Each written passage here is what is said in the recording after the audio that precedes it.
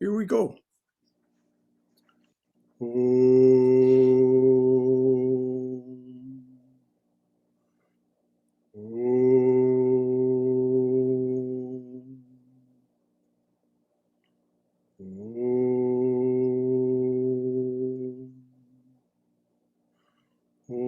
Sahana Vavatu Sahanao Bhunaktu Sahaviryam Karavavahai Tejasvina Vaditamastu Mavidvishavahai. Om Shanti Shanti Shanti. Om, may the Divine Being look over us lovingly as a mother and father. May the Divine Being support and nourish us as a mother and father. May we have the strength and skill to study together the art of spirituality. May no misunderstandings arise amongst us. Om, peace, peace. Peace be unto us and to all beings everywhere. So we're studying Swami Prabhavananda's book, collection of his talks called Realizing God. We're studying the talk Yoga, and he's in the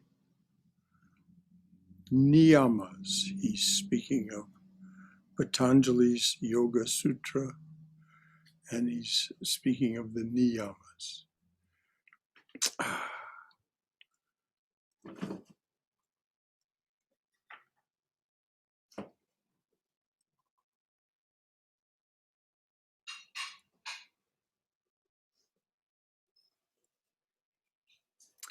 The next regular habit is contentment, santosha.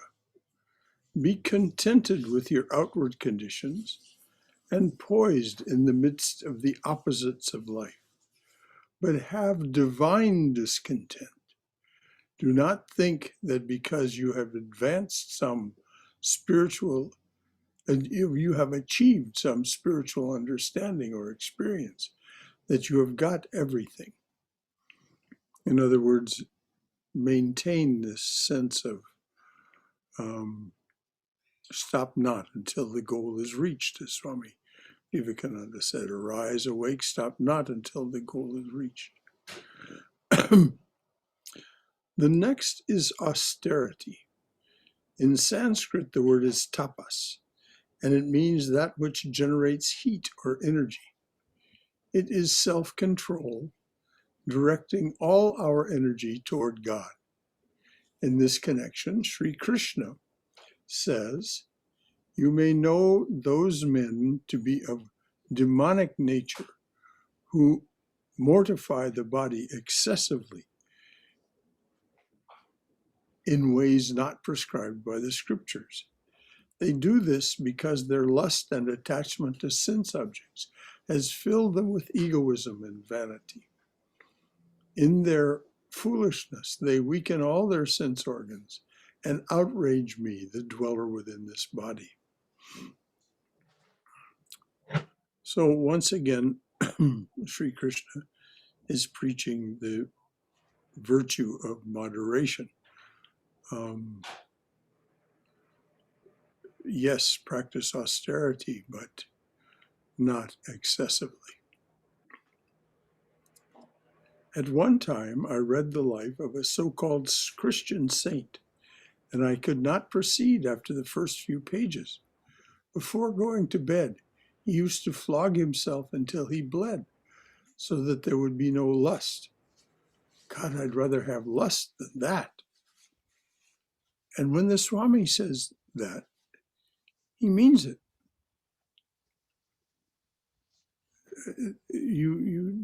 You can deal with lust, but you can't very well deal with that kind of egotism, that kind of spiritual pride that will cause you to flog yourself until you bleed with a cat of nine tails, and feel like that's a sign of spiritual progress.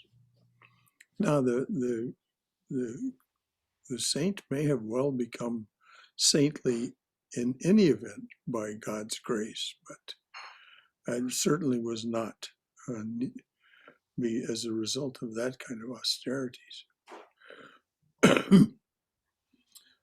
So the Swami says, what is needed is moderation. Buddha himself practiced hard physical austerities and at long last found that moderation is the way. So he emphasized it. Sri Krishna in the Gita points out, yoga is not for the man who overeats or for him who fasts excessively.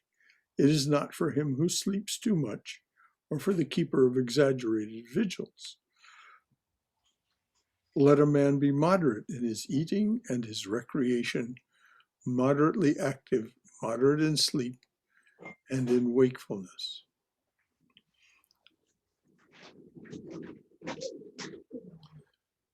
Now, since there's always some question or doubt in people's minds about these things, is there anything that anyone would like to ask or contribute at this point to this discussion about these niyamas, these observances, what we should do? We read about the yamas, those things that we need to restrain ourselves from, so that we don't practice an adversarial relationship with the world and other people. Now we're finding out when we do that, what we replace that with. So any comments or questions at all? Yeah, hi, Brother Shankara. This is Somesh. Yes. My question is, what is moderation? Like for me, moderation may be different than what you think. I give you an example. Recently, I feel like I'm sleeping more than I should. At the same time, I justify myself, oh, I work out, so I'm tired, so I sleep much. So I don't know what, whether the justification is right or whether, that's just my automatic way to justify everything in life. I do. Well, first of all, there is no simple answer to the question, what is moderation? As you said, it will be different for everyone. Yeah. And for us to be self-questioning is good, but it's better to do what we feel like doing unless it's immoderate, truly immoderate, and then we learn from that experience. Do you need that sleep? Do you wake up feeling rested? Is there something else that's troubling you so that even if you sleep for longer than you think is moderate, that you don't wake up feeling rested?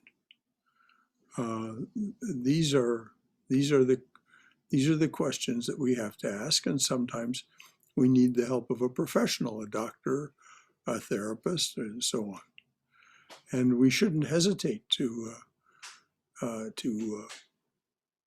seek that help. Although I confess I am bad about getting to a doctor in a timely way sometimes.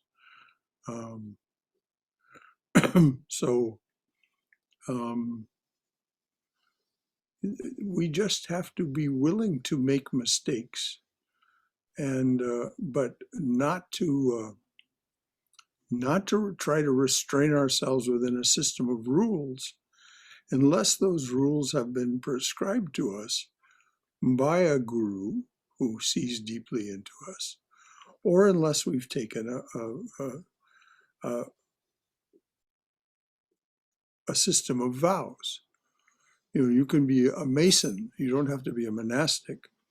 You can be a Mason, and you have your vows. So there are instances where people make representations, and it's for their own good. But as Hafiz said, when God hits you with the don't,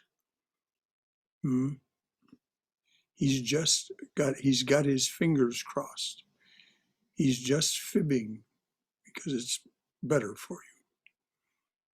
So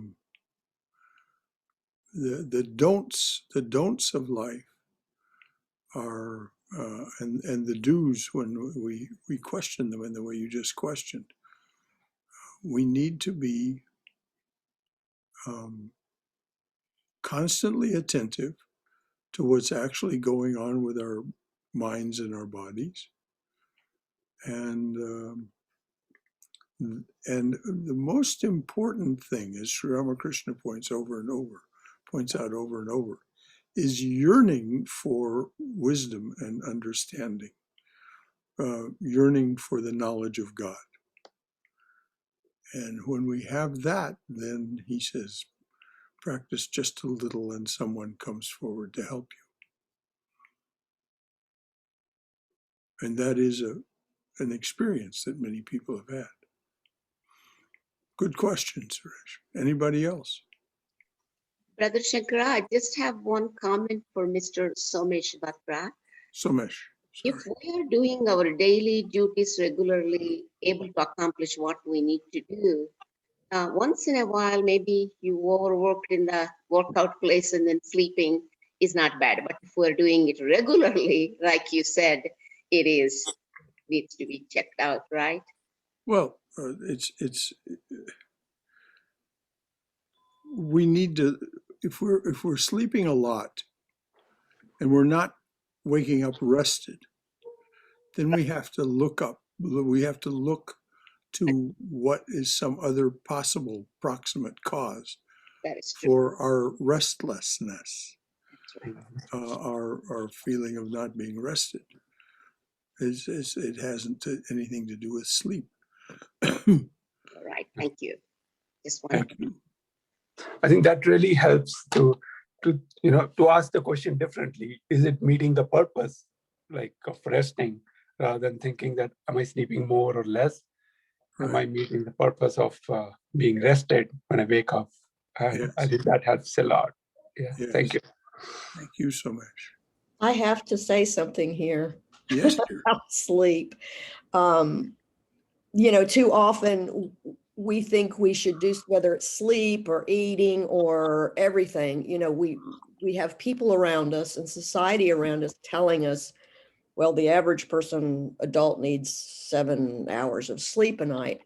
And average, yeah, maybe, but there are people who need, I'm one of them. I normally sleep about 9.5 hours a night. And if I don't, I feel pretty awful. When I wake up, I feel rested. I get good quality sleep.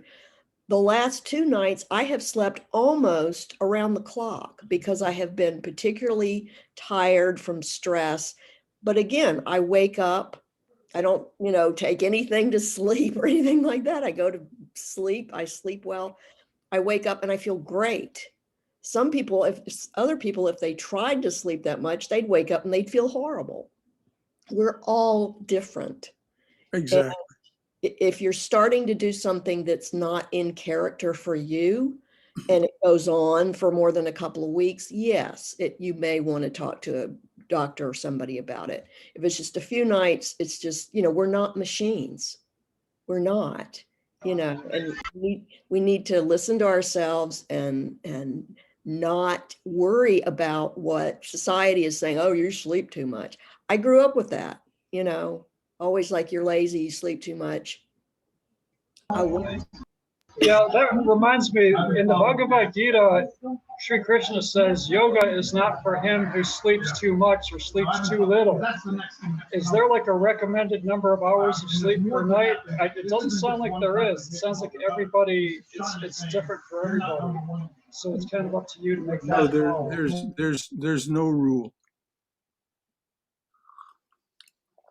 You can read about sleep, and as Cindy just pointed out, you'll find all kinds of answers about what the average person needs.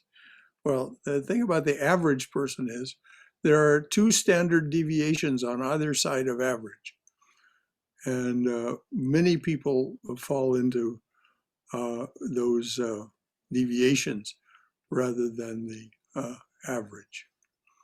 And so there's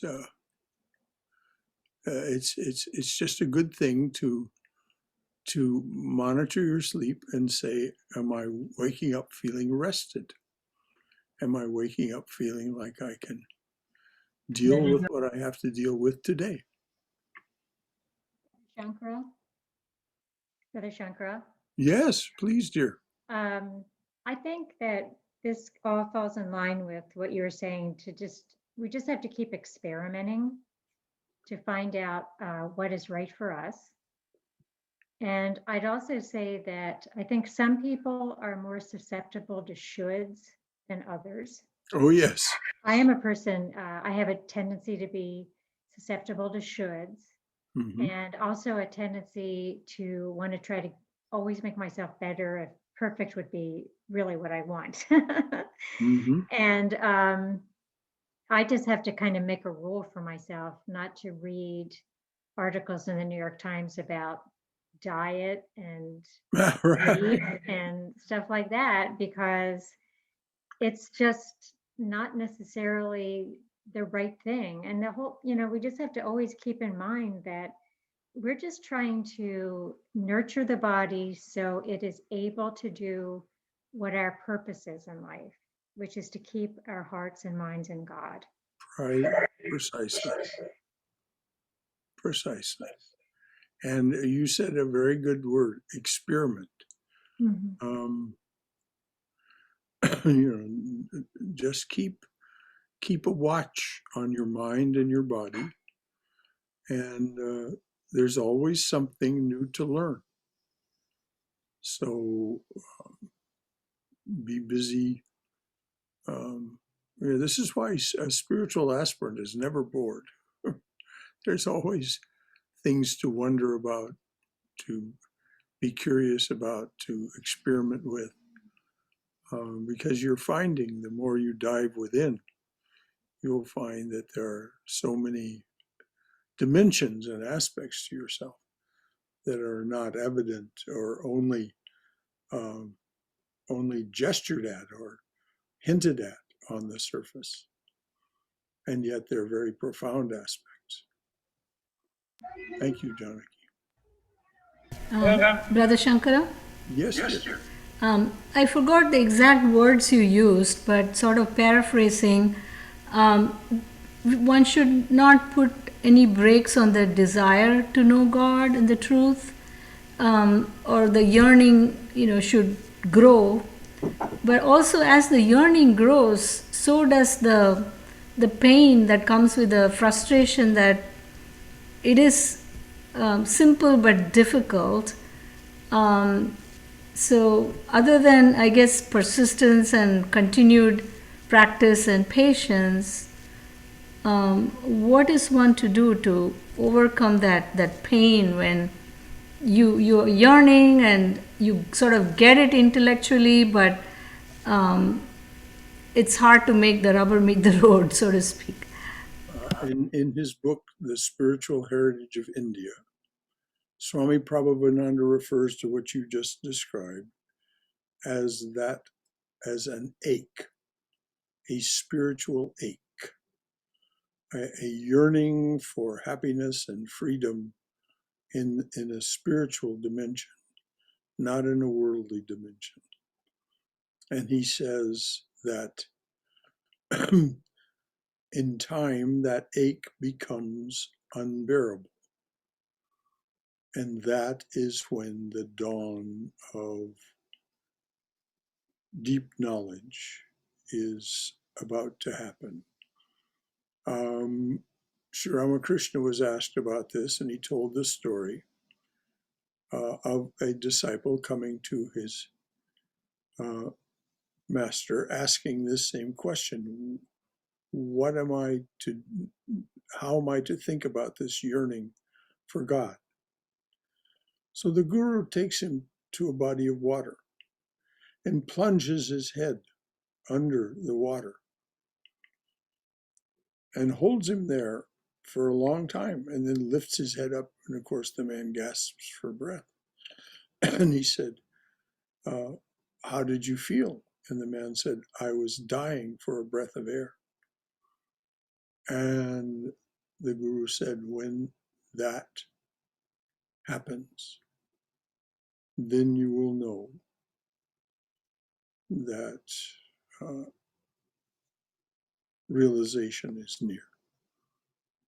Now, by realization, we mean savikalpa samadhi. We don't mean nirvikalpa. Nirvikalpa can't be explained or talked about. It's according to Patanjali, it's not something that you yearn for. It's something that happens to you when all of the conditions, including the grace of the divine, is auspicious.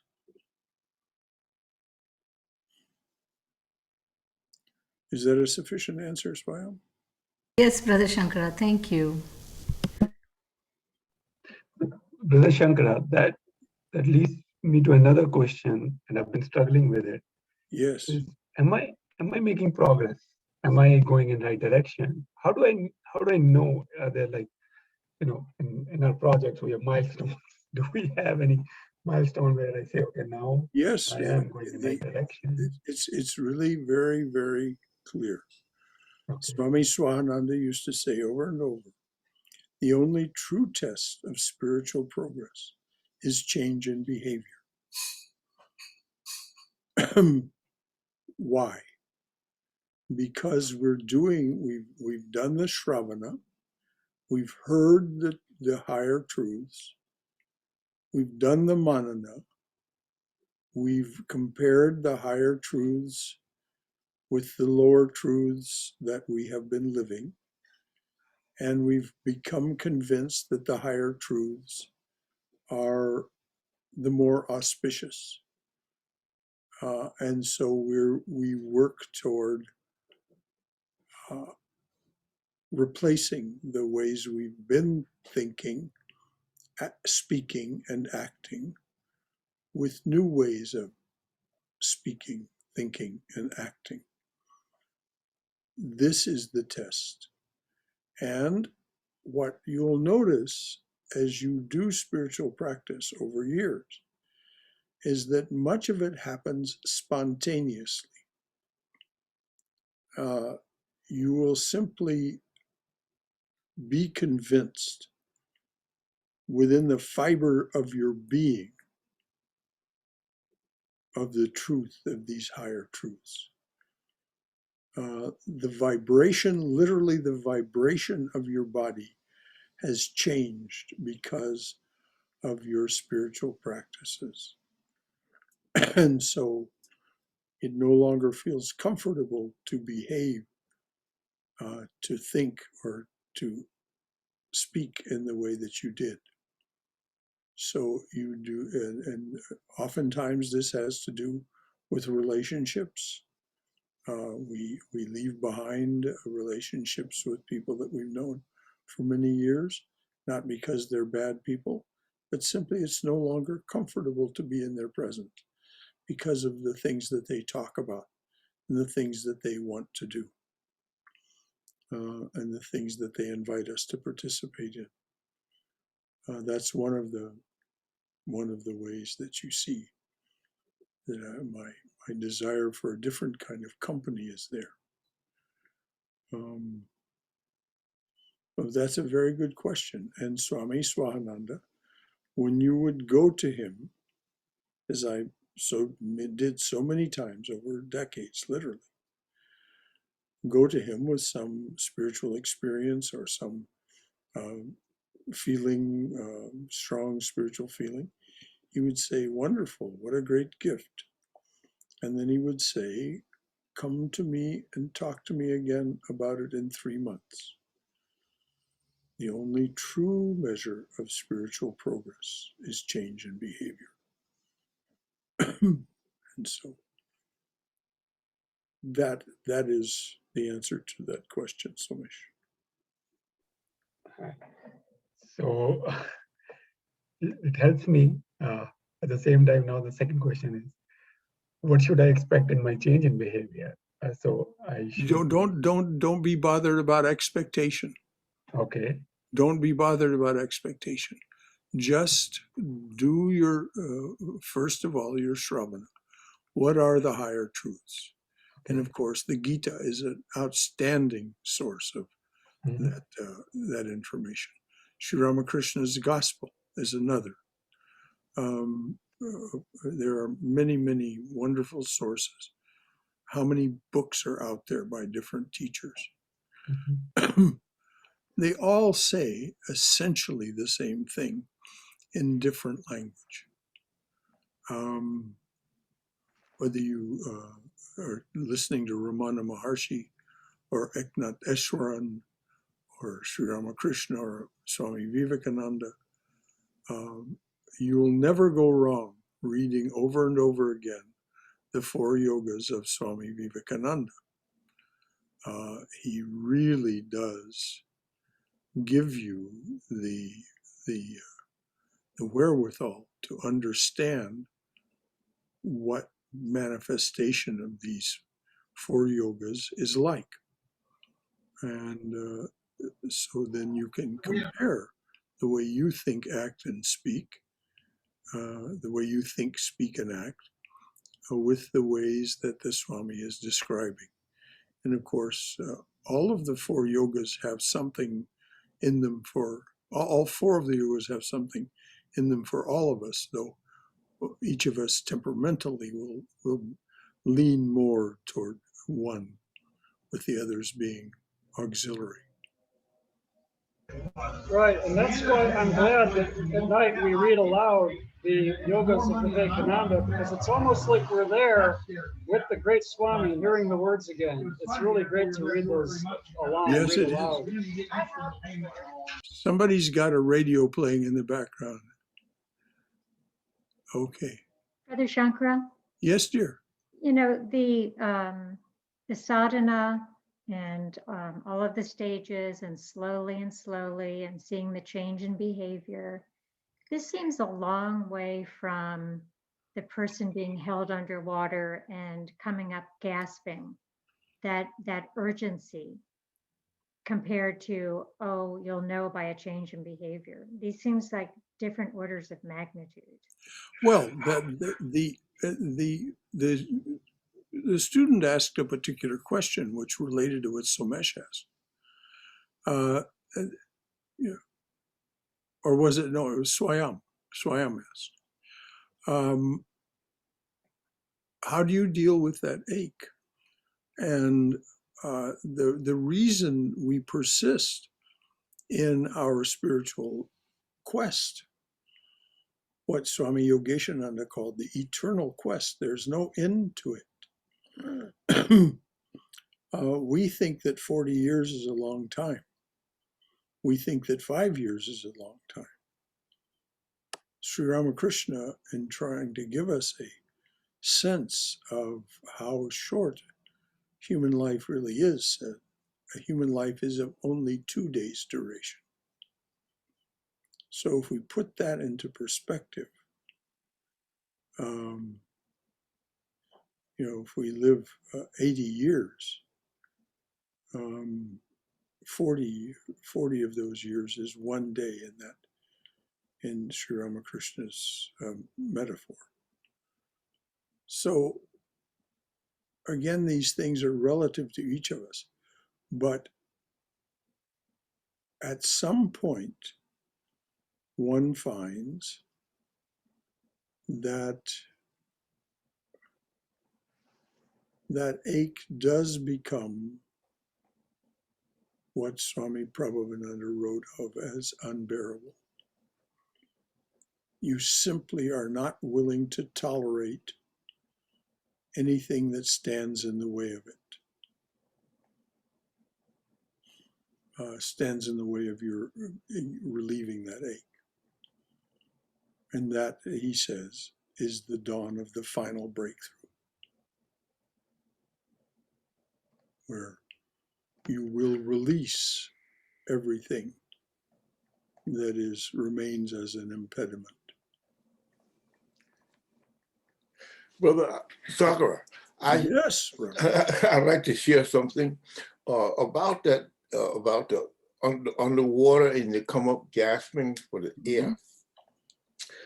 From my experience, I have noticed that in my spiritual evolution, I have a very subtle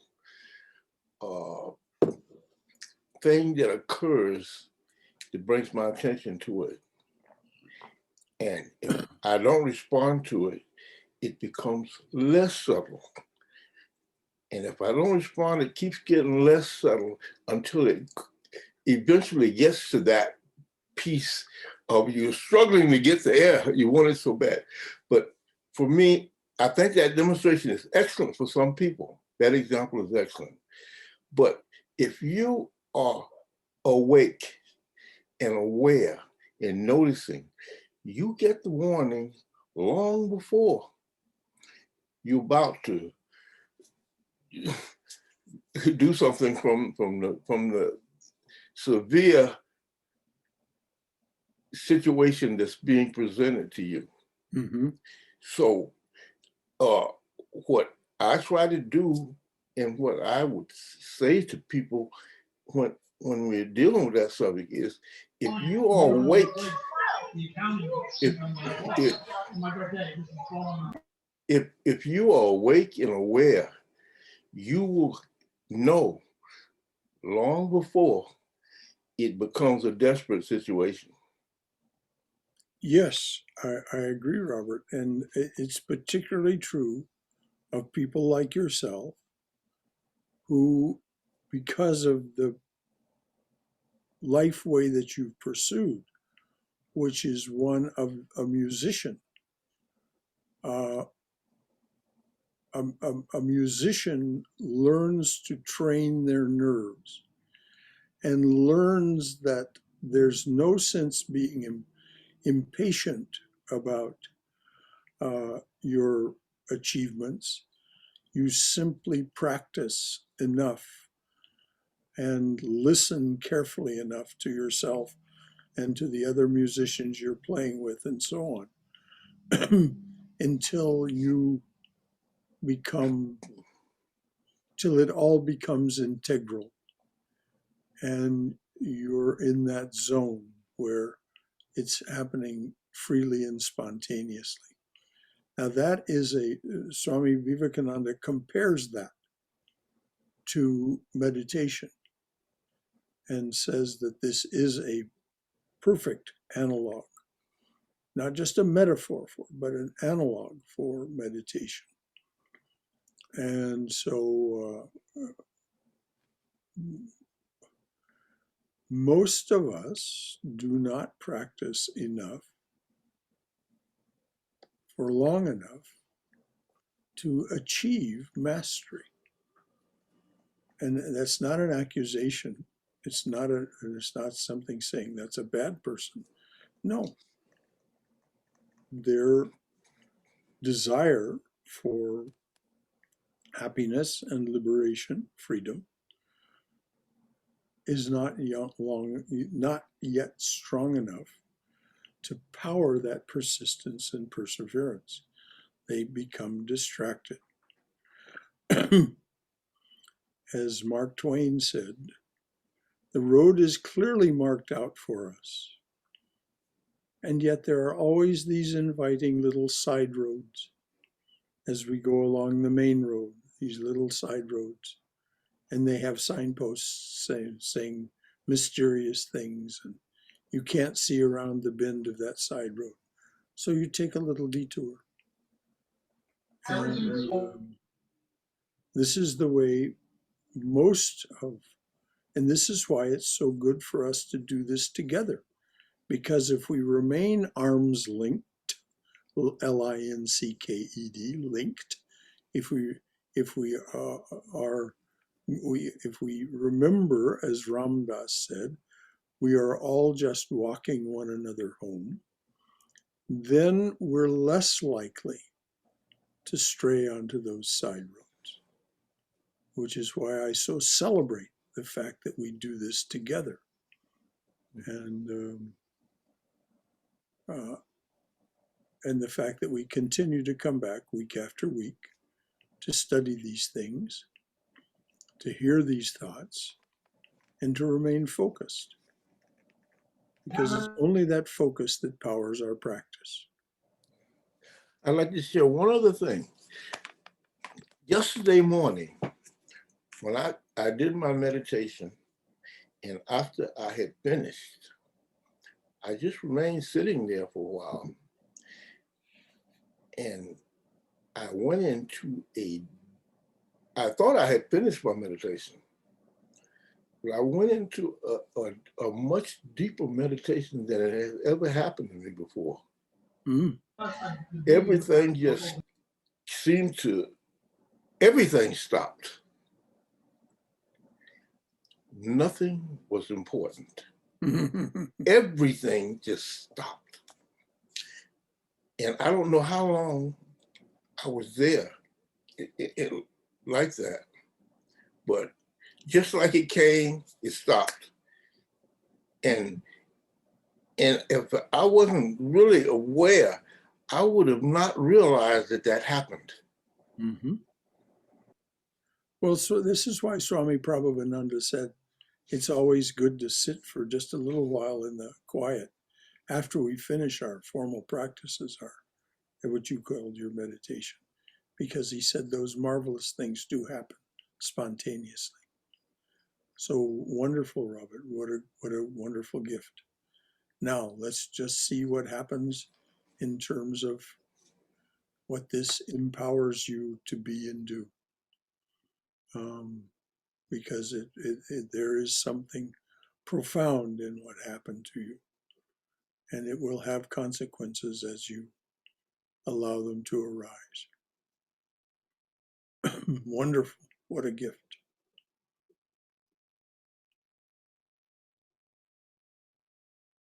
Anyone else? All right. They invited me in. All worked out. Just to add to what you had said about Somebody's got, whoever that is, has got something going on in the background. They're listening to it at the same time they're listening to this. And whenever they go live, we hear it. So what were you saying, Brahmadas? Yeah, I was saying, like, to what you were saying about what Mark Twain said about it's easy to fall off the path. Like the yamas and the niyamas, they're very simple, but that doesn't mean they're easy to follow. Oh, no, That's the not challenge. at all. Okay. Are So you Shankaraji? yes, Balakrishna. I just wanted, it's a wonderful discussion. And I think, as far as the measuring, I agree with you 100% the transformation of the behavior. But 2 weeks ago, we were reading, and the Vivekananda says, the test of ahimsa is absence of jealousy. I remember that, that gives us a yardstick to see how we are feeling, how we are interacting with other people, how is our spiritual progress is going. And of course, one of the Swami also says, the other yardstick he says is, whatever the mala we have in our mind, the three things, one is the frequency, how often it comes, what is the intensity it comes, and what is the recovery time, how fast you come back to your center. Mm-hmm. Those are both wonderful additional measures. You're perfectly right, Balakrishna. Those are wonderful additional measures. Swami Swahananda would have incorporated them into the overall concept. Well, he would always say the main idea is, and then he would incorporate things. Yes. So yes, but you're right. Those are Those are very convenient measures. And we have to remember that Swami Vivekananda said, the measure of our practice of ahimsa is the absence of jealousy. Not everything that we do. It's not so.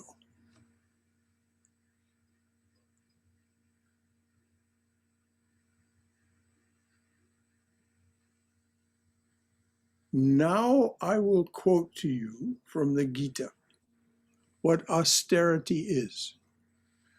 Reverence for the devas. The devas are the natural spirits, mothers, servants that govern how the gunas actually manifest. So that's the devas. Reverence for the devas, the seers, the teachers, and the sages.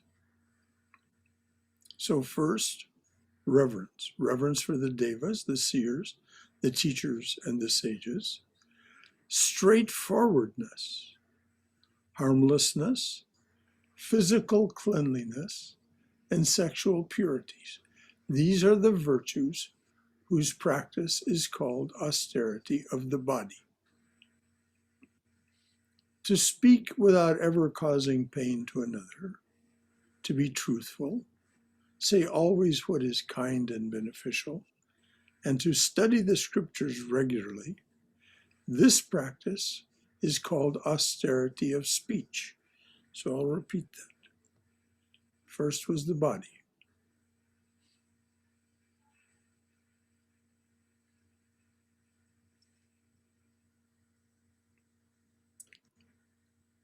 Austerity, tapas. Reverence for the devas, the seers, the teachers, and the sages. Straightforwardness, harmlessness, physical cleanliness, and sexual purities. These are the virtues whose practice is called austerity of the body.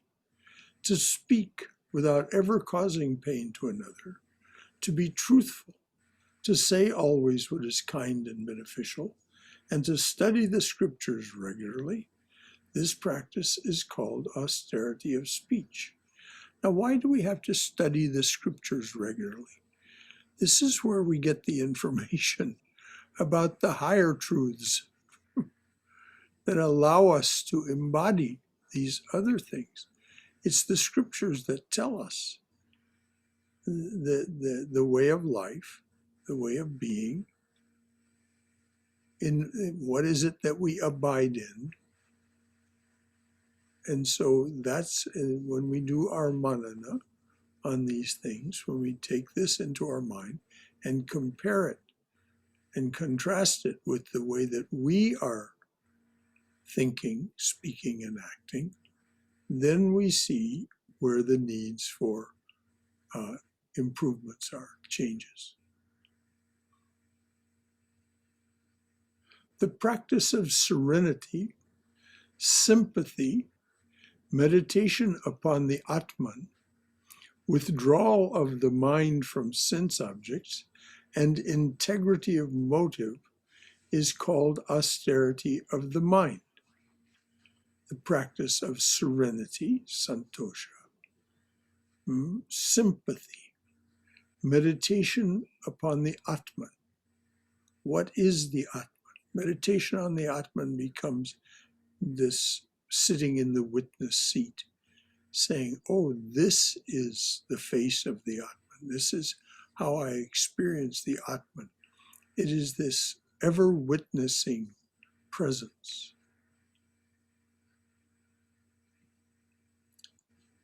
Withdrawal of the mind from sense objects and integrity of motive. In other words, no duplicitousness, no dissimulation about with yourself or with others about what your motive for action is. These are called austerity of the mind.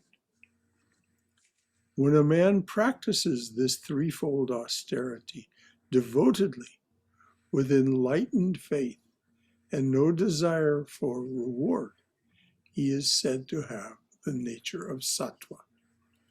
Now, as Swami Prabhavananda discovered when he was studying the crest jewel of discrimination, Adi Shankaracharya's Viveka Chudamani. He was studying this with Swami Turiyananda, and they were studying the part where Adi Shankaracharya describes the qualifications of a student. And the qualifications of a student are very like what we just read. It has its variations because it's an Advaita formulation, but basically it's the same information, the same characteristics. And Swami Prabhavananda, having studied this and done his manana on it, came to his next study session with Turiyananda, and he said, well, Swami, it looks to me like if you have achieved all of these things, you've achieved everything. And the Swami just smiled and said, yes, I see you have solved the puzzle. So this is why the journey and the goal are really one and the same thing. It is manifesting your divinity, because these are divine attributes. This is what it means to have the nature of sattva.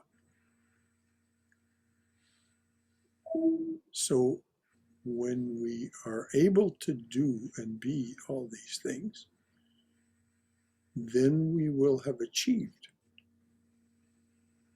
the goal.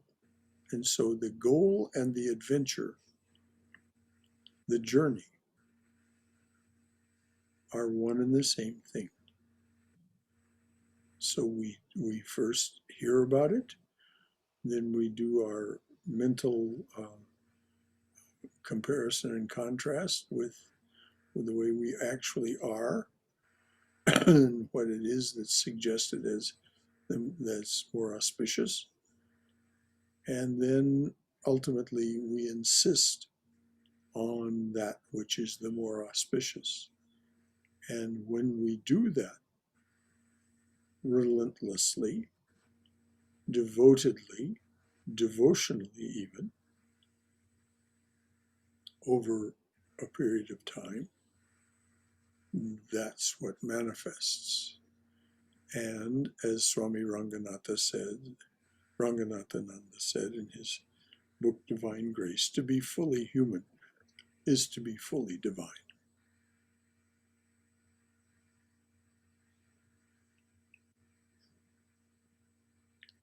Austerity also means the practice of ritualism.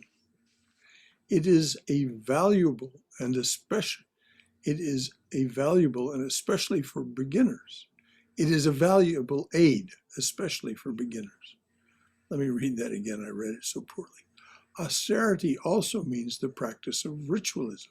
It is a valuable aid, especially for beginners.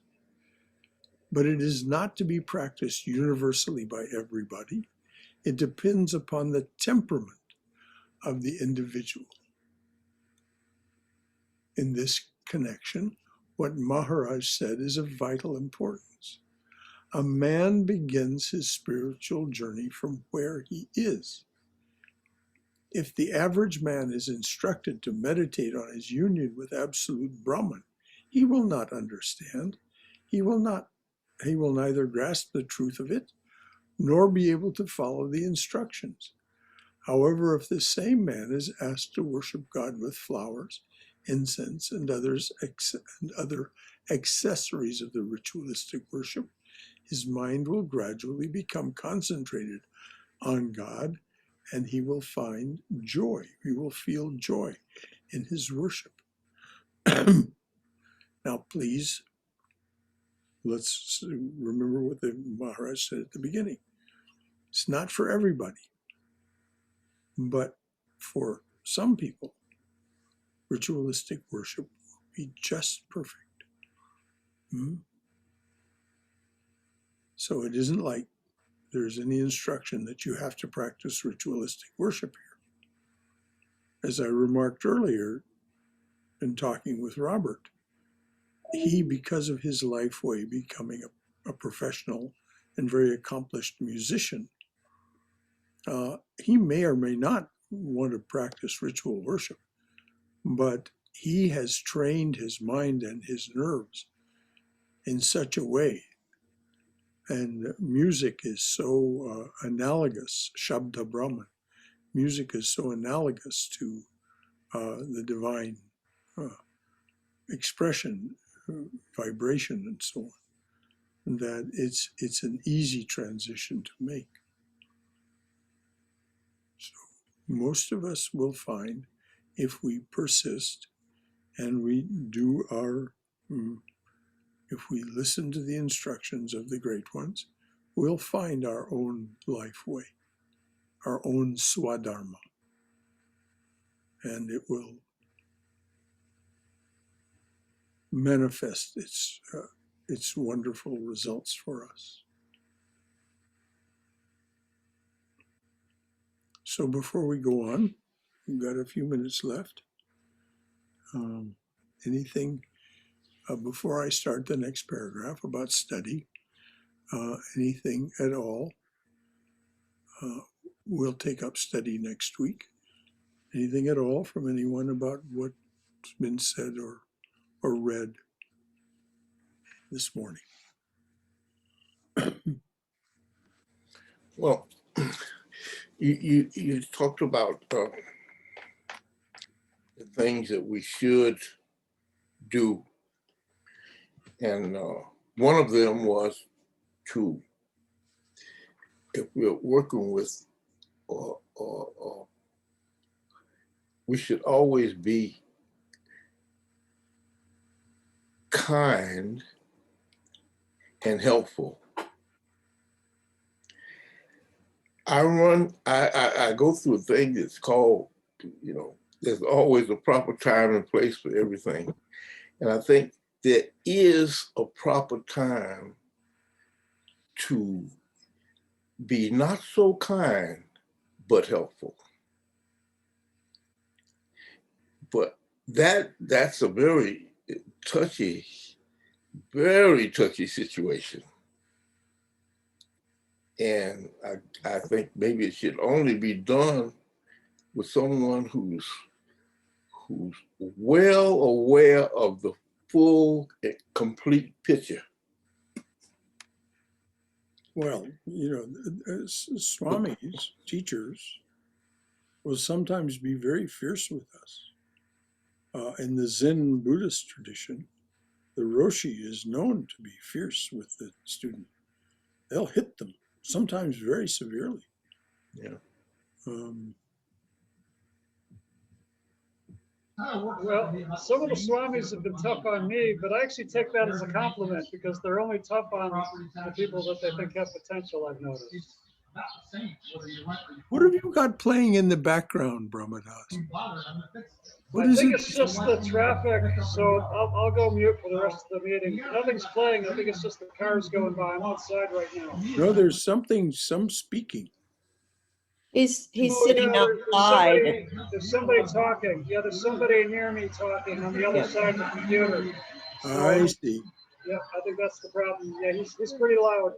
It's loud, yeah. Okay, well, thank you, Brahmadas.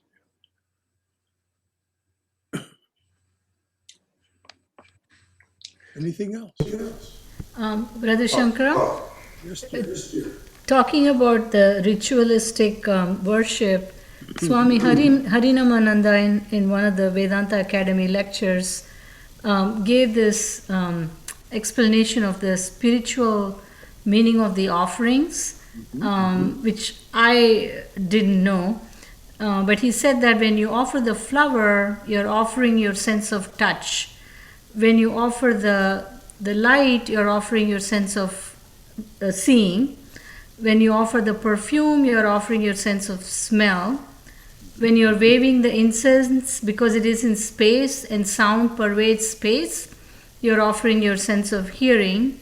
And when you offer food, you're offering your sense of taste. So I thought that helps to make the ritual more spiritually meaningful for me.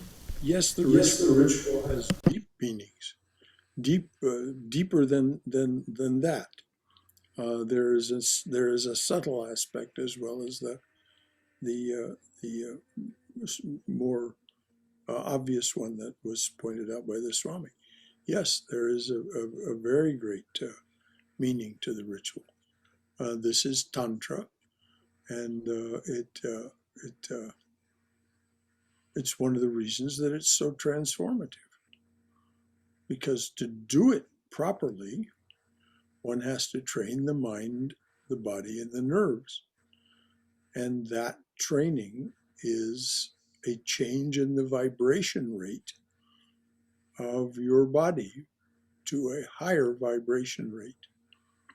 And so you are experiencing universe and yourself in universe differently.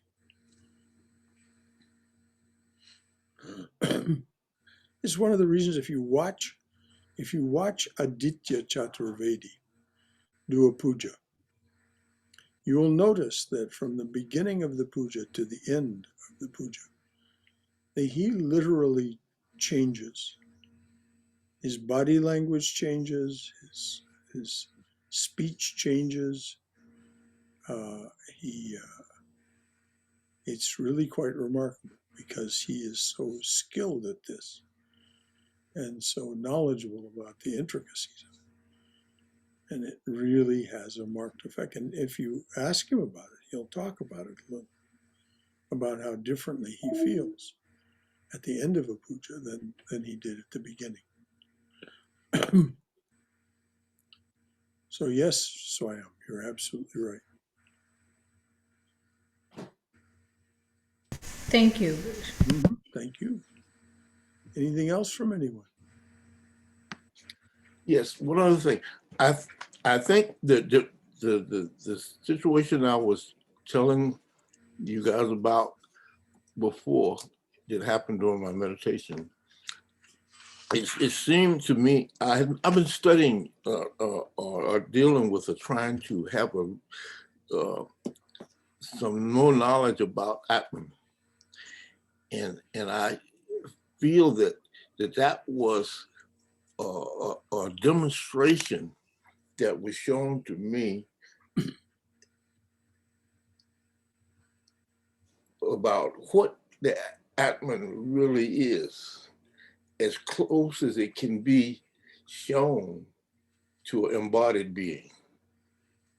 Well, first of all, I'll just say, Robert, you showed it to yourself. The Atman is yourself. Yes.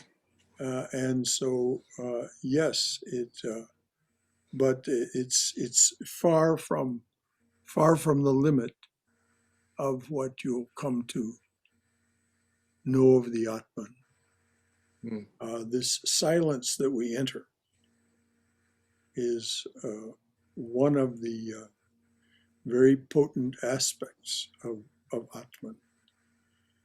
It's silence, it's perfect witness state. But there's more. So stand by. Gotcha. Anything else?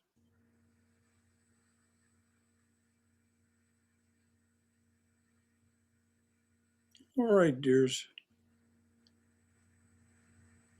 It is indeed a little afternoon, so we'll leave it there.